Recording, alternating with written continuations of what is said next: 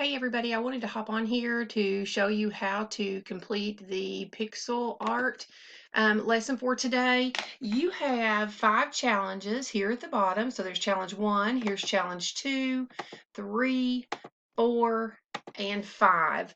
I would like for you to complete at least 2 of those challenges today. You can complete all 5 if you want, but I'm looking for 2 completions today to get credit for the lesson work.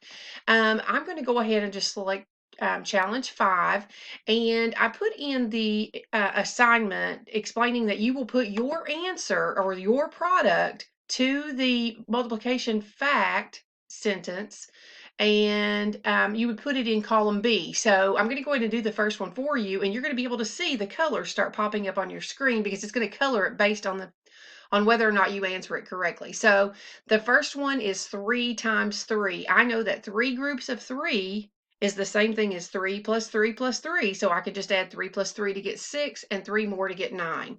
Now, if you look at the screen, after I input that answer, it's going to start coloring a picture for me. So let's say I didn't get one right. Let's say that I messed up when I did 5 plus 3 or 5 times 3 and I put in 14. Nothing colored because I didn't get that answer correct. So you're going to make sure that you use those strategies we learned in class in regards to multiplication. You can use repeated addition, you can use arrays, you can use groupings. Just make sure that you have a dry erase board handy so you can work those problems out. Again, you're going to choose at least 2, but you can do more if you want of the challenges. So you can go through and pick out which challenge you want to complete. So you do have a choice today, but make sure that you do 2 of them to get credit for the lesson. And again, you're going to put all answers in column B for the number sentence, the multiplication sentence or multiplication equation, whatever you want to call it.